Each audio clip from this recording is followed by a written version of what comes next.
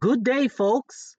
Welcome to Monitoring and Evaluation Made Simple. I'm your host, Coach Alexander. Today, we'll be looking at a very interesting topic, how to monitor and evaluate a project, part one. Okay. And I know you may be asking why the part one? Well, because I'm going to be releasing 7 different parts of how this is done. And mind you, I've been doing this for 10 years now. I want to show you what has been working for me and what can work for you. Okay. So if you are here for the first time, please follow through this 7-part series. But before I go any further, there are these 2 ebooks which are totally free.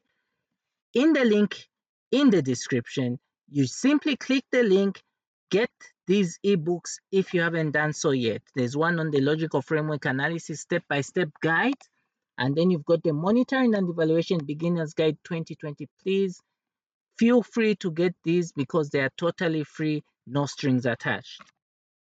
Then I also have a course which is running on Udemy, how to set up a monitoring and evaluation system step by step. So this is a good course. It's cheap. Okay. I kind of see $12 to be cheap, guys. It's cheap. You can enroll in this course and you get the maximum benefit from it. So please feel free to do so. The link is in the description.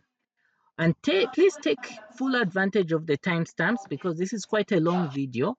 I feel that long videos are good for my audience because they're usually rich in content and I get to interact with you guys fully. So use the timestamps in order to get to the part of this video which is more relevant to you. Okay. So now without wasting any more time, let's get straight to the topic at hand. How do you monitor and evaluate a project?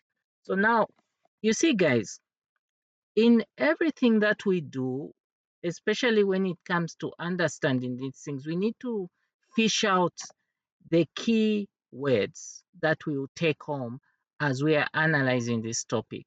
So, obviously, we want to fully understand what is monitoring and evaluation. And I know you always have an idea. Many people who come to this channel either as the first time visitors or people who have subscribed already, they already know what monitoring and evaluation is because I talk about it all the time.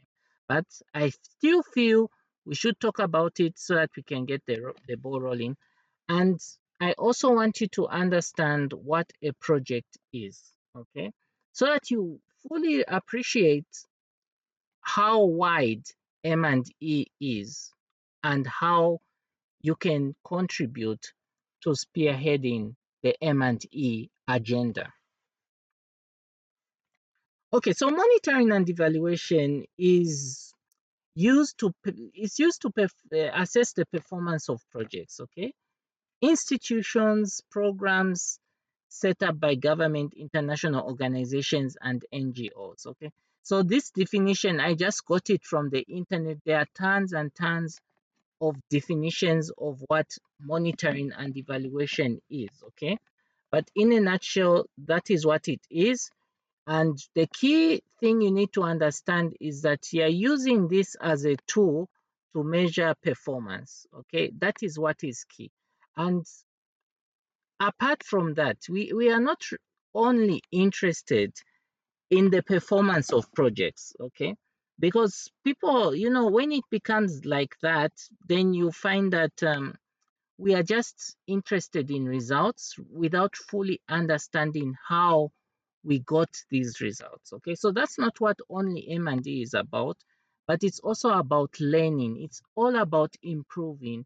It's all about evolving. Okay, because if you've noticed, I always give the example of how the cars, the vehicles we drive. You cannot compare the vehicles that were driven in the 1960s or 1970s to the vehicles we are driving now.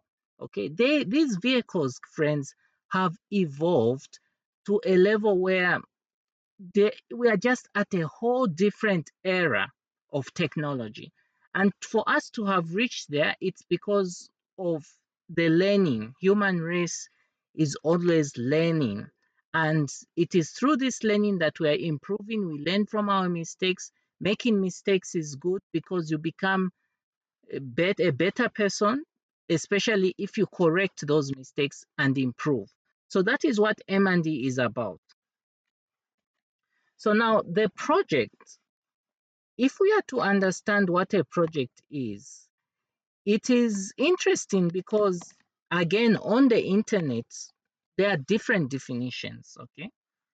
There are different definitions, but I like to think of a project as the way it is defined, the way I've defined it in this slide.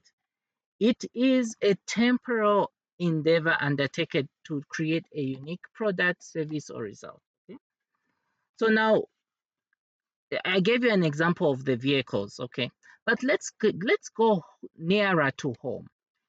If you look at the many projects that are being run, you've got construction projects, you've got food and nutrition projects, you've got health projects, water and sanitation projects. You've all got these projects which are being run all over the world.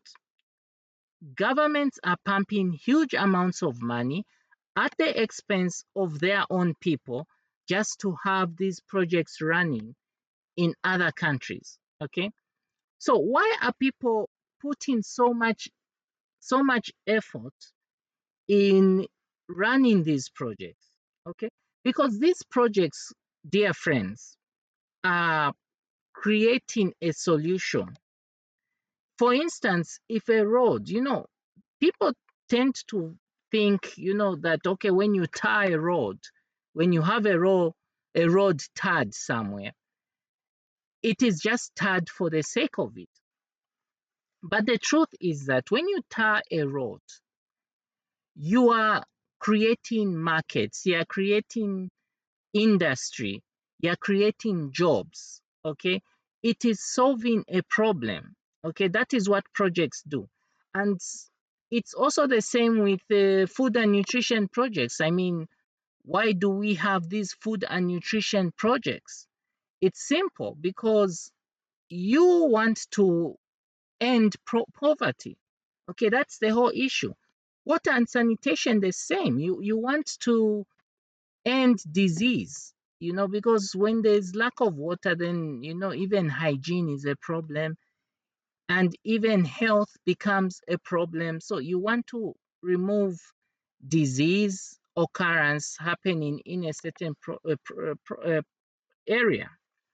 What about the construction projects? Why do we have these housing construction projects? Okay, on one end, you're creating jobs, and then on the other end, you're simply trying to improve the livelihoods of the people in a country.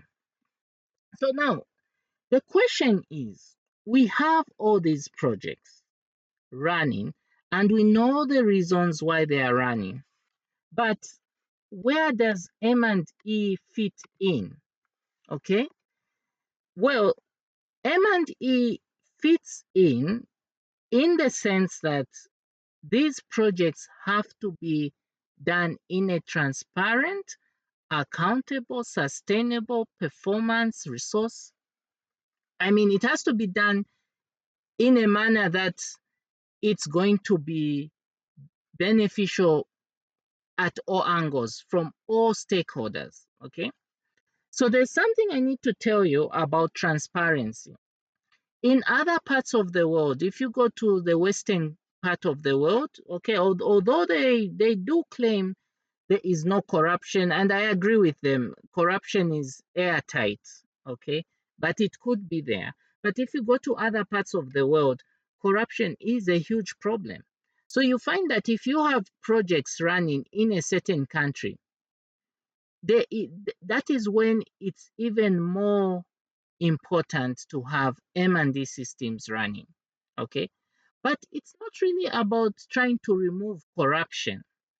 M&E is trying to let everybody know that you are doing the right thing, that it's going to benefit the right people, okay? And we don't want trust issues to get in the way. And when I say trust issues, we are simply saying that people shouldn't doubt the work you are doing. You need to be able to freely show what you're doing to the world, because that is what M&E does. At the end of the day, if we look at accountability, I'm sure you've heard people say we have to hold you accountable for the mistakes you've made on this project. So that's what M&D does as well. It also holds the project implementers accountable for the work. And somebody has to pay for either a good result or a bad result. Okay? And I have seen, usually when it comes to accountability, people are usually probably looking for negatives, but it goes both ways.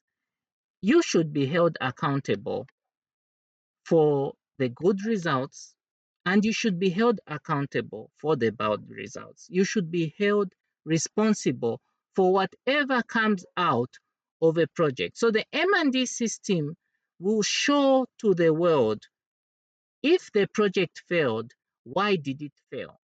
What can be done to improve? Who should pay for the cost? Sustainability is also another issue that M&D tries to answer. Because if you notice, these projects have a short lifespan. But the issue that where we want to go at the end of the day is to have these projects running even when the donors pull out. Okay? So the M&D system will help answer those questions. How can the project be sustainable? It will answer the question as to whether this project actually fulfilled its intended objectives, okay, its plans. Did it really fulfill them? And this is where the question comes in. If you have a project saying we want to reduce poverty by 15%, M&D will answer whether that really has happened. And this is the next part is the part I really love, guys, because sometimes, anyway, in most times, it is not always up to the M&D system to mobilize funds. You know, resource mobilization is tricky business, but I had to put it there because M&D systems, if you have a strong M&D system, that is what donors love. But it doesn't always guarantee to you that you get more funding, because quite sadly, the amount of money you receive from people is dependent on the people themselves, not on how much effort you put in.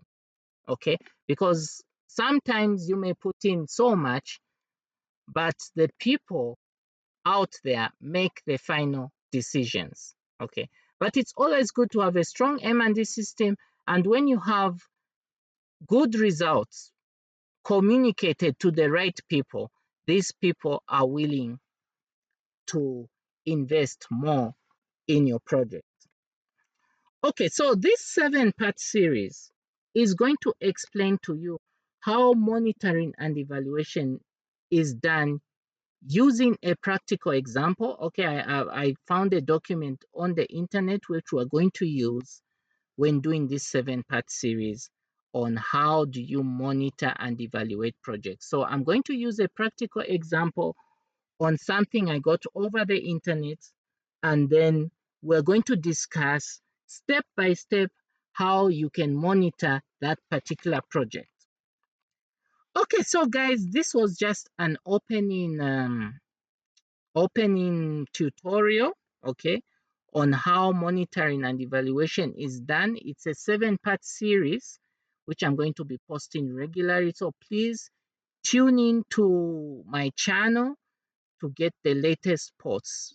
So if you want, you can write to me at coachalexander23@yahoo.com in case of any questions.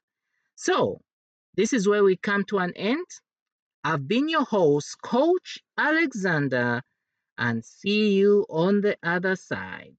Bye.